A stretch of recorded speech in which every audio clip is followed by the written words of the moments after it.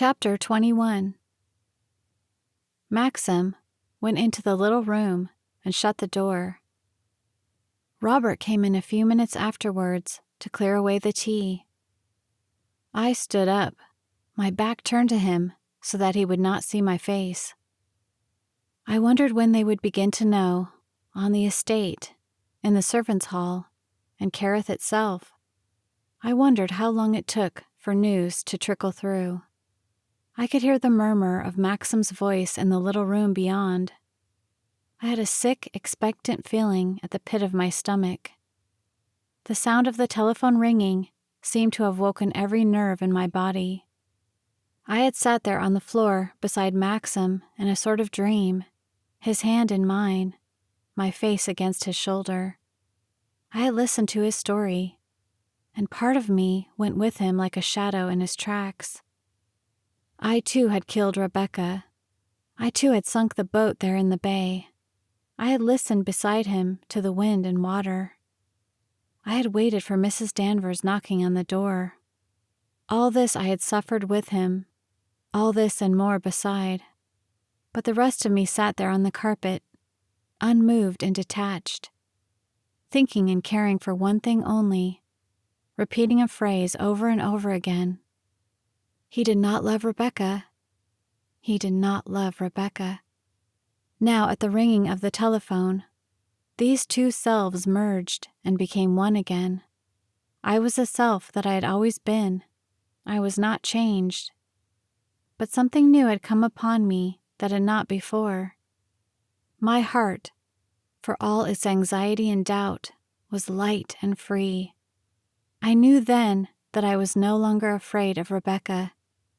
I did not hate her any more. Now that I knew her to have been evil and vicious and rotten, I did not hate her any more. She could not hurt me. I could go to the morning room and sit down at her desk and touch her pen and look at her writing on the pigeonholes, and I should not mind. I could go to her room in the west wing, stand by the window even as I had done this morning, and I should not be afraid. Rebecca's power had dissolved into the air, like the mist had done. She would never haunt me again.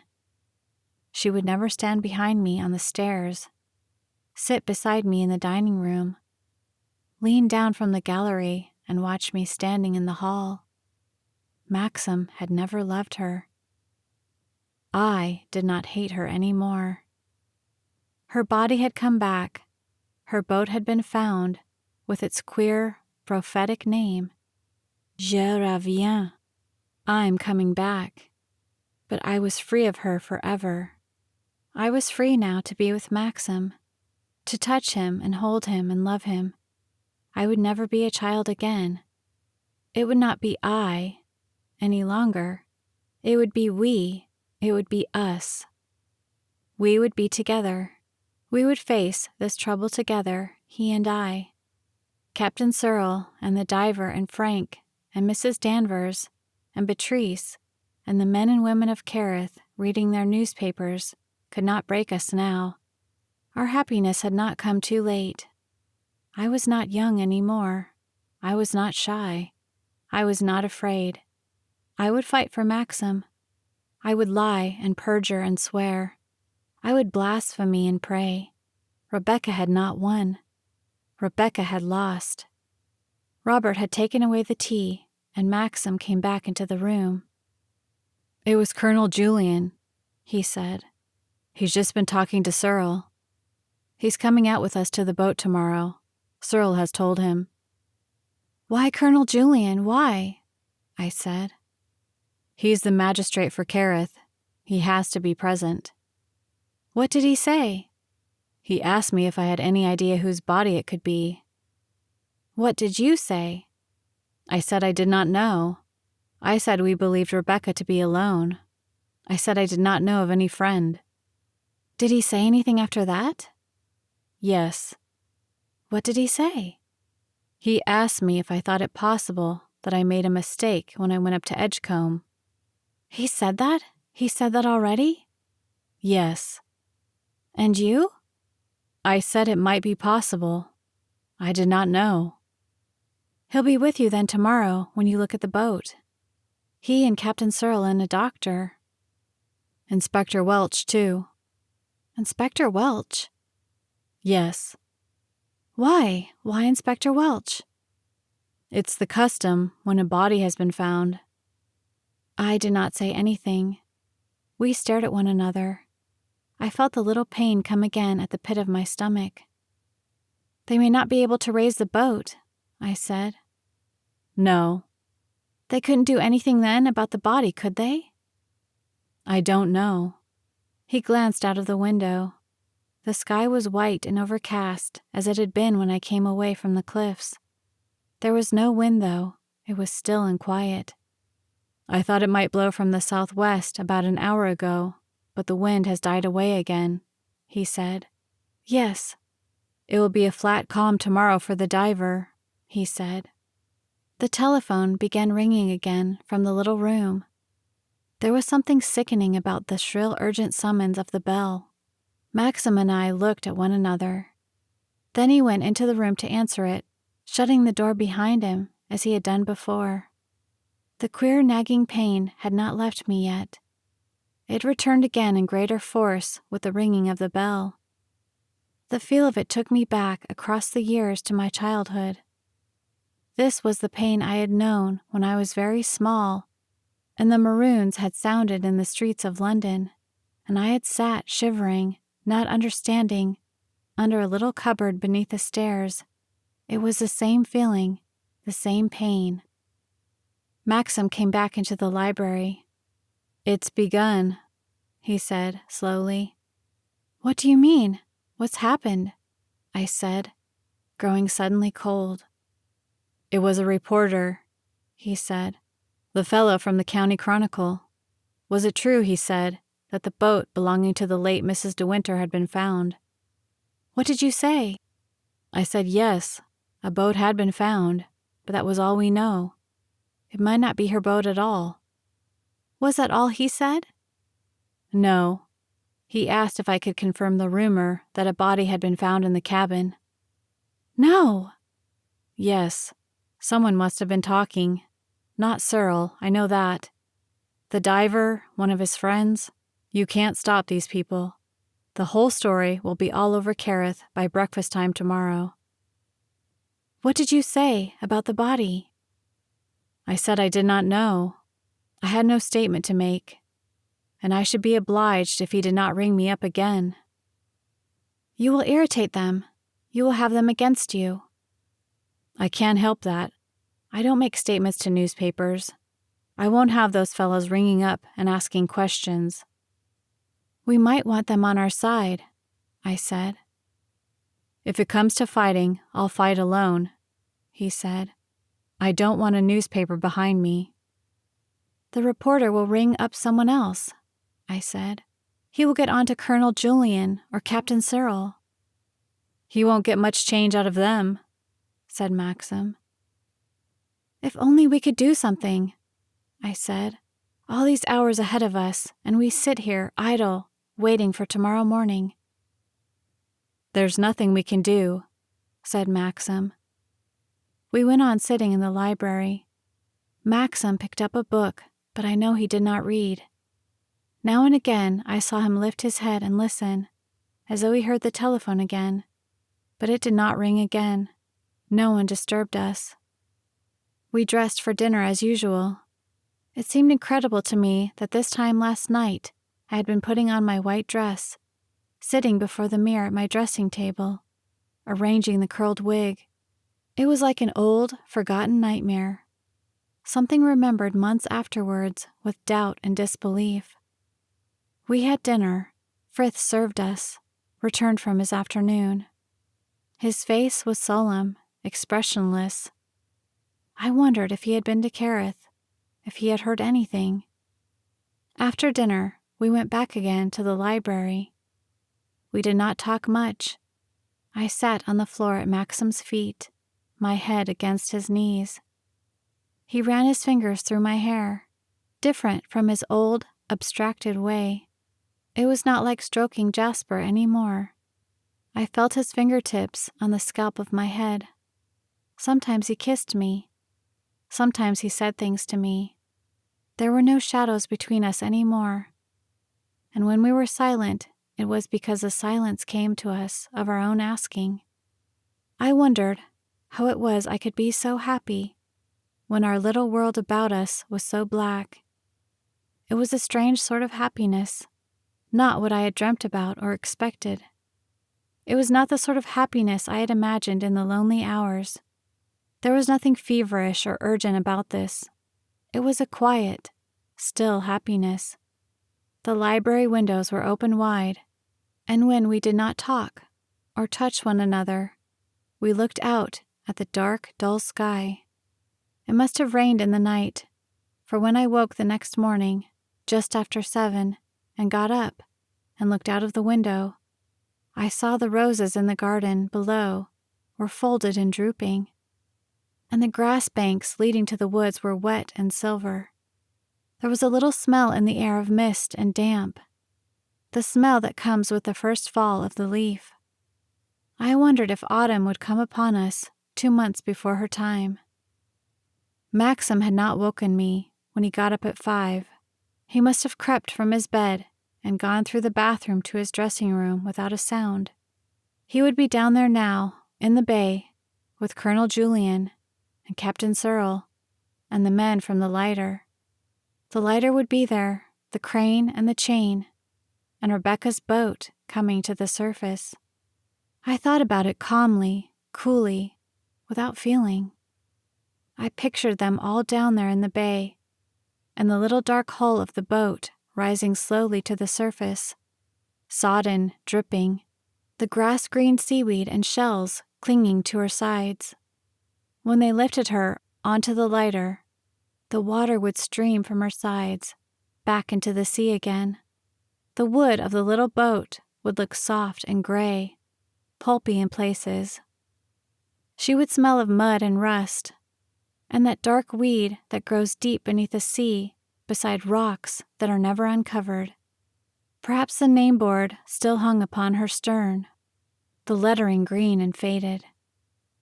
The nails rusted through, and Rebecca herself was there, lying on the cabin floor. I got up and had my bath and dressed, and went down to breakfast at 9 o'clock as usual.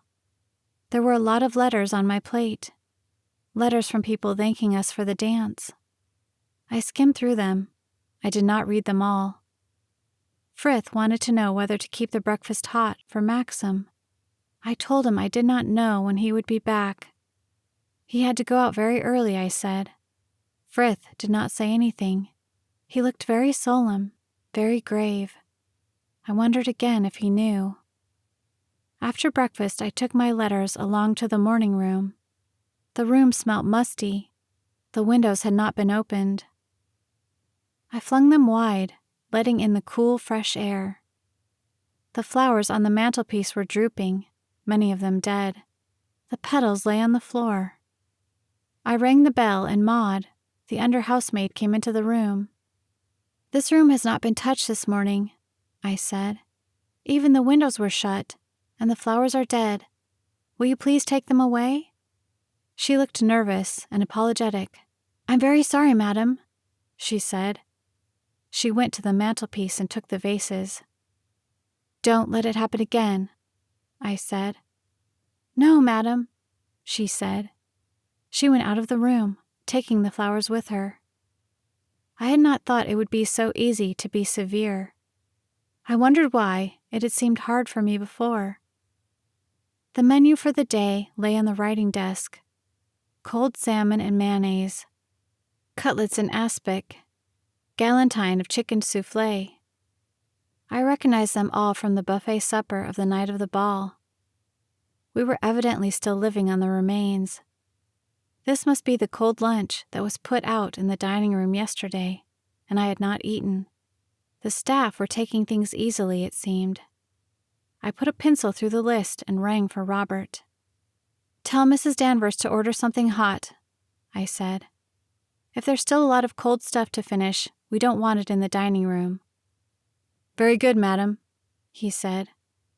I followed him out of the room and went to the little flower room for my scissors. Then I went into the rose garden and cut some young buds. The chill had worn away from the air. It was going to be as hot and airless as yesterday had been.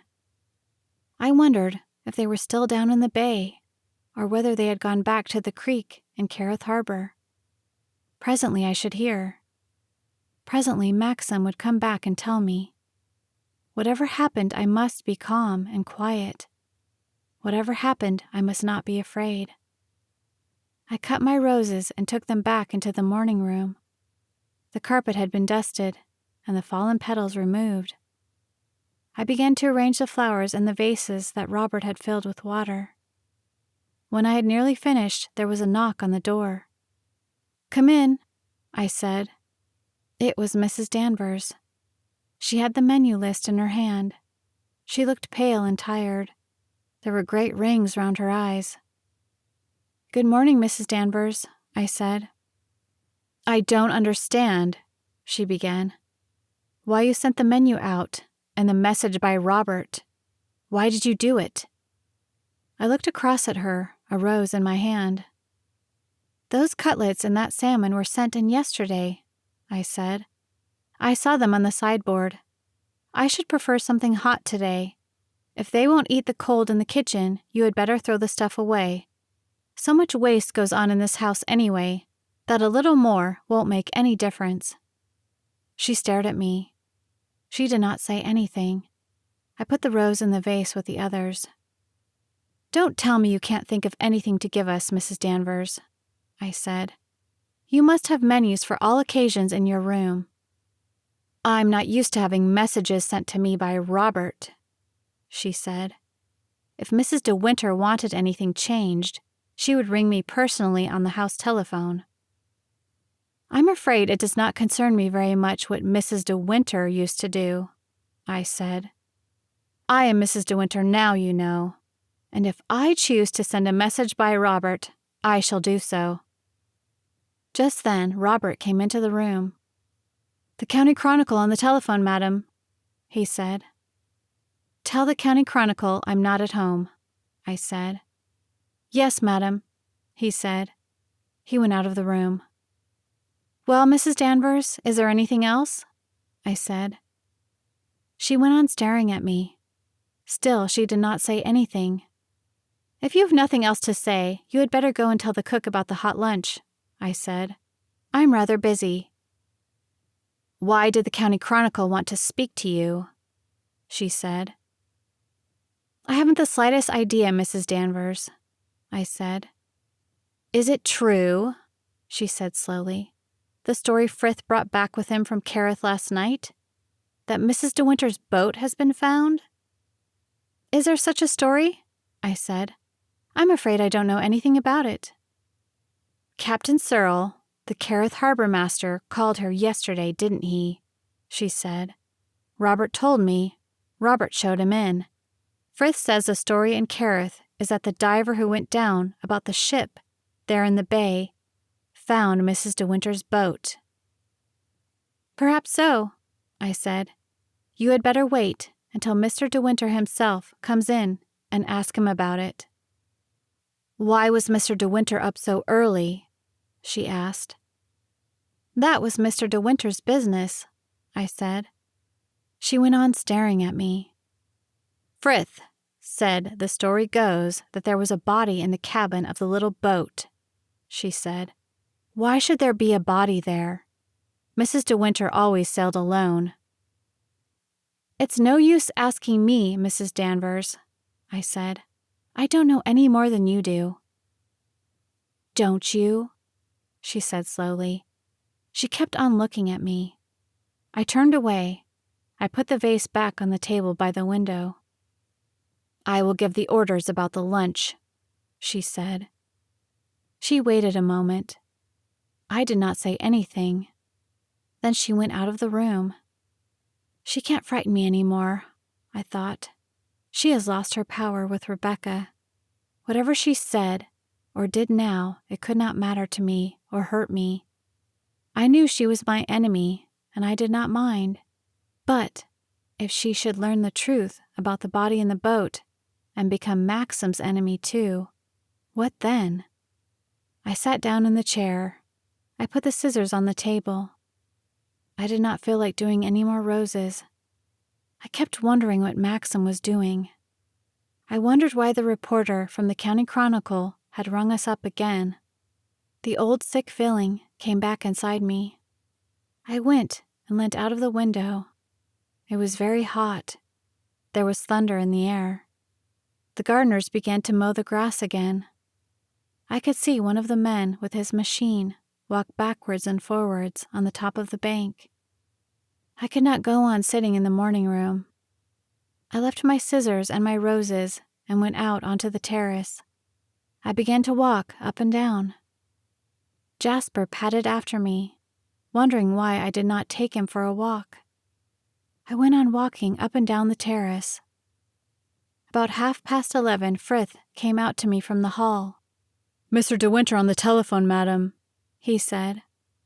I went through the library to the little room beyond. My hands were shaking as I lifted the receiver. "Is that you?" he said. "It's Maxim. I'm speaking from the office. I'm with Frank." "Yes?" I said. There was a pause. "I shall be bringing Frank and Colonel Julian back to lunch at 1 o'clock, he said. "Yes," I said. I waited. I waited for him to go on. "They were able to raise the boat," he said. "I've just got back from the creek. Searle was there, and Colonel Julian, and Frank and the others." I wondered if Frank was standing beside him at the telephone, and if that was the reason he was so cool, so distant. "All right then," he said. "Expect us about 1 o'clock. I put back the receiver. He had not told me anything. I still did not know what had happened. I went back again to the terrace, telling Frith first that we should be 4 to lunch instead of 2. An hour dragged past, slow, interminable. I went upstairs and changed into a thinner frock. I came down again. I went and sat in the drawing room and waited. At 5 minutes to 1, I heard the sound of a car in the drive, and then voices in the hall. I patted my hair in front of the looking-glass. My face was very white. I pinched some color into my cheeks and stood up waiting for them to come into the room. Maxim came in, and Frank, and Colonel Julian. I remembered seeing Colonel Julian at the ball, dressed as Cromwell. He looked shrunken now, different, a smaller man altogether. "How do you do?" he said. He spoke quietly, gravely, like a doctor.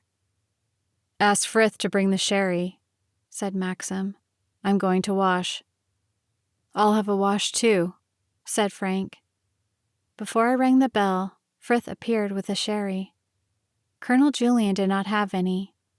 I took some to give me something to hold. Colonel Julian came and stood beside me by the window. "This is a most distressing thing, Mrs. De Winter," he said gently. "I do feel for you and your husband most acutely." "Thank you," I said. I began to sip my sherry. Then I put the glass back again on the table. I was afraid he would notice that my hand was shaking. "What makes it so difficult was the fact of your husband identifying that first body over a year ago," he said. "I don't quite understand," I said. "You did not hear, then, what we found this morning?" he said. "I knew there was a body. The diver found a body." "Yes," he said. And then, half glancing over his shoulder towards the hall, "I'm afraid it was her, without a doubt," he said, lowering his voice. "I can't go into details with you, but the evidence was sufficient for your husband and Dr. Phillips to identify." He stopped suddenly and moved away from me. Maxim and Frank had come back into the room.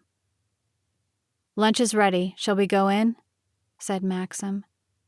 I led the way into the hall, my heart like a stone, heavy, numb.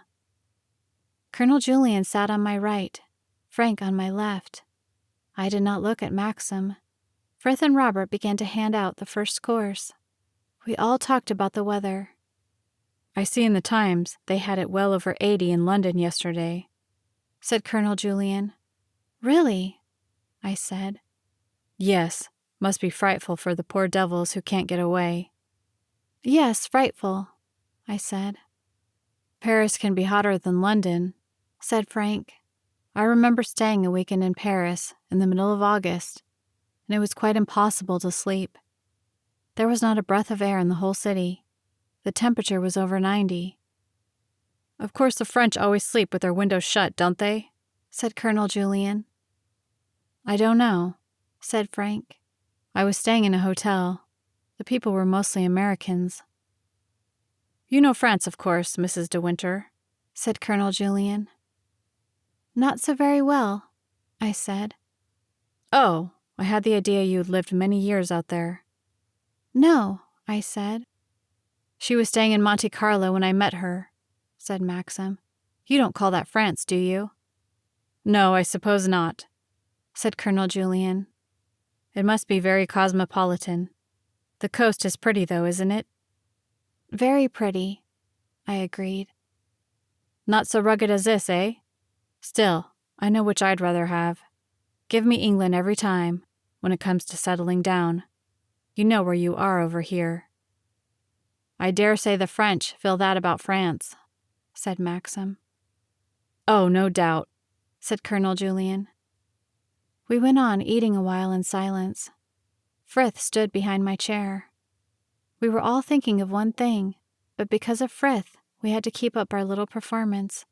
I suppose Frith was thinking about it too, and I thought how much easier it would be if we cast aside convention and let him join in with us if he had anything to say. Robert came with the drinks. Our plates were changed. The second course was handed. Mrs. Danvers had not forgotten my wish for hot food. I took something out of a casserole covered in mushroom sauce. I think everyone enjoyed your wonderful party the other night, said Colonel Julian. I'm so glad, I said. Does an immense amount of good locally, that sort of thing, he said. Yes, I suppose it does, I said. It's a universal instinct of the human species, isn't it? Said Frank. That desire to dress up in some sort of disguise? I must be very inhuman then, said Maxim. It's natural, I suppose, said Colonel Julian, for all of us to wish to look different. We are all children in some ways. I wondered how much pleasure it had given him to disguise himself as Cromwell. I had not seen much of him at the ball. He had spent most of the evening in the morning room playing bridge. You don't play golf, do you, Mrs. De Winter? Asked Colonel Julian. No, I'm afraid I don't, I said. You ought to take it up, he said. My oldest girl is very keen, and she can't find young people to play with her. I gave her a small car for her birthday, and she drives herself over to the North Coast nearly every day. It gives her something to do.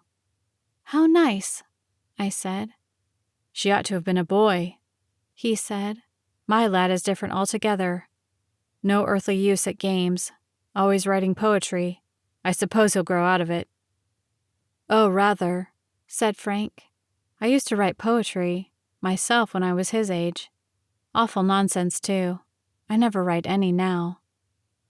Good heavens, I should hope not, said Maxim. I don't know where my boy gets it from, said Colonel Julian. Certainly not from his mother or from me. There was another long silence. Colonel Julian had a second dip into the casserole. Mrs. Lacey looked very well the other night, he said. Yes, I said. Her dress came adrift as usual, said Maxim. Those Eastern garments must be the devil to manage, said Colonel Julian. And yet they say, you know, they are far more comfortable and far cooler than anything you ladies wear in England. Really? I said. Yes, so they say. It seems all that loose drapery throws off the hot rays of the sun. How curious, said Frank. You'd think it would have just the opposite effect. No, apparently not, said Colonel Julian. Do you know the East, sir? Said Frank. I know the Far East, said Colonel Julian. I was in China for 5 years, then Singapore. Isn't that where they make the curry? I said. Yes, they gave us very good curry in Singapore, he said. I'm fond of curry, said Frank. It's not curry at all in England, it's hash, said Colonel Julian. The plates were cleared away. A souffle was handed, and a bowl of fruit salad. I suppose you were coming to the end of your raspberries, said Colonel Julian. It's been a wonderful summer for them, hasn't it? We've put down pots and pots of jam. I never think raspberry jam is a great success, said Frank. There are always so many pips. You must come and try some of ours, said Colonel Julian. I don't think we have a great lot of pips. We're going to have a mass of apples this year at Manderley, said Frank. I was saying to Maxim a few days ago, we ought to have a record season. We shall be able to send a lot up to London. Do you really find it pays? Said Colonel Julian. By the time you've paid your men for the extra labor and then the packing and carting, do you make any sort of profit worthwhile? Oh, Lord, yes, said Frank. How interesting. I must tell my wife, said Colonel Julian. The souffle and the fruit salad did not take long to finish. Robert appeared with cheese and biscuits, and a few minutes later Frith came with the coffee and cigarettes. Then they both went out of the room and shut the door. We drank our coffee in silence. I gazed steadily at my plate. I was saying to your wife before luncheon, De Winter, began Colonel Julian, resuming his first, quiet, confidential tone, that the awkward part of this whole distressing business is the fact that you identified that original body. Yes, quite, said Maxim. I think the mistake was very natural under the circumstances, said Frank quickly. The authorities wrote to Maxim, asking him to go up to Edgecombe, presupposing before he arrived there that the body was hers. And Maxim was not well at the time. I wanted to go with him, but he insisted on going alone. He was not in a fit state to undertake anything of the sort. That's nonsense, said Maxim. I was perfectly well. Well, it's no use going into all that now, said Colonel Julian. You made that first identification, and now the only thing to do is to admit the error. There seems to be no doubt about it this time. No, said Maxim. I wish you could be spared the formality and the publicity of an inquest, said Colonel Julian, but I'm afraid that's quite impossible. Naturally, said Maxim. I don't think it need take very long, said Colonel Julian. It's just a case of you reaffirming identification and then getting Tab, who you say converted the boat when your wife brought her from France, just to give his piece of evidence that the boat was seaworthy and in good order when he last had her in his yard. It's just red tape, you know, but it has to be done. What bothers me is the wretched publicity of the affair, so sad and unpleasant for you and your wife. That's quite all right, said Maxim. We understand. So unfortunate that wretched ship going ashore there, said Colonel Julian. But for that, the whole matter would have rested in peace. Yes, said Maxim. The only consolation is that now we know poor Mrs. De Winter's death must have been swift and sudden, not the dreadful slow lingering affair we all believed it to be. There can have been no question of trying to swim. None, said Maxim. She must have gone down for something, and then the door jammed, and a squall caught the boat without anyone at the helm, said Colonel Julian. A dreadful thing. Yes, said Maxim. That seems to be the solution, don't you think, Crawley? Said Julian, turning to Frank. Oh, yes, undoubtedly, said Frank. I glanced up, and I saw Frank looking at Maxim. He looked away again immediately, but not before I had seen and understood the expression in his eyes. Frank knew, and Maxim did not know that he knew. I went on, stirring my coffee. My hand was hot, damp, I suppose sooner or later we all make a mistake in judgment, said Colonel Julian. And then we are for it. Mrs. De Winter must have known how the wind comes down like a funnel in that bay, and that it was not safe to leave the helm of a small boat like that. She must have sailed alone over that spot scores of times. And then the moment came, she took a chance, and the chance killed her. It's a lesson to all of us. Accidents happen so easily, said Frank, even to the most experienced people. Think of the number killed out hunting every season. Oh, I know, but then it's a horse falling generally that lets you down. If Mrs. De Winter had not left the helm of her boat, the accident would never have happened. An extraordinary thing to do. I must have watched her many times in the handicap race on Saturdays from Carith, and I never saw her make an elementary mistake. It's the sort of thing a novice would do, in that particular place too, just by the ridge. It was very squally that night, said Frank. Something may have happened to the gear. Something may have jammed. And then she slipped down for a knife. Of course. Well, we shall never know, and I don't suppose we should be any the better for it if we did. As I said before, I wish I could stop this inquest, but I can't. I'm trying to arrange it for Tuesday morning, and it will be as short as possible, just a formal matter. But I'm afraid we shan't be able to keep the reporters out of it. There was another silence. I judged the time had come to push back my chair. Shall we go into the garden? I said. We all stood up, and then I led the way to the terrace. Colonel Julian patted Jasper. He's grown into a nice-looking dog, he said. Yes. They make nice pets, he said. We stood about for a minute. Then he glanced at his watch. Thank you for your most excellent lunch, he said. I have rather a busy afternoon in front of me, and I hope you will excuse me dashing away. Of course. I'm so very sorry this should have happened. You have all my sympathy. I consider it's almost harder for you than for your husband. However, once the inquest is over, you must both forget all about it. Yes, I said.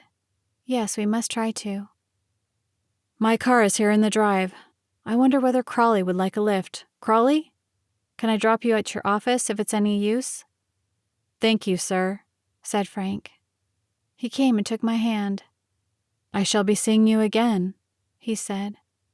Yes. I did not look at him. I was afraid he would understand my eyes. I did not want him to know that I knew. Maxim walked with them to the car. When they had gone, he came back to me on the terrace. He took my arm. We stood looking down at the green lawns towards the sea and the beacon on the headland. It's going to be all right, he said. I'm quite calm, quite confident. You saw how Julian was at lunch and Frank.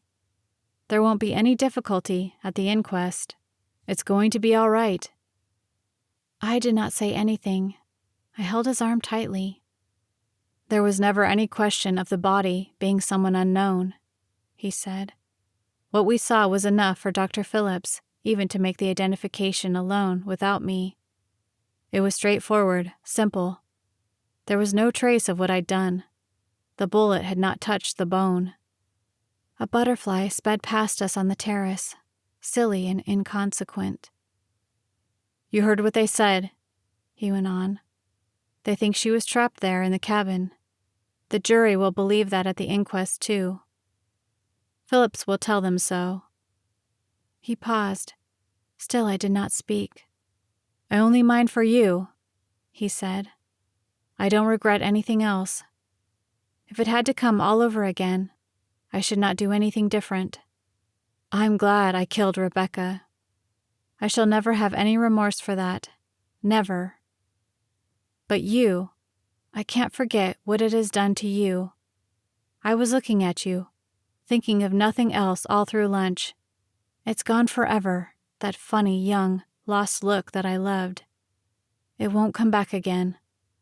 I killed that too, when I told you about Rebecca. It's gone in 24 hours. You are so much older.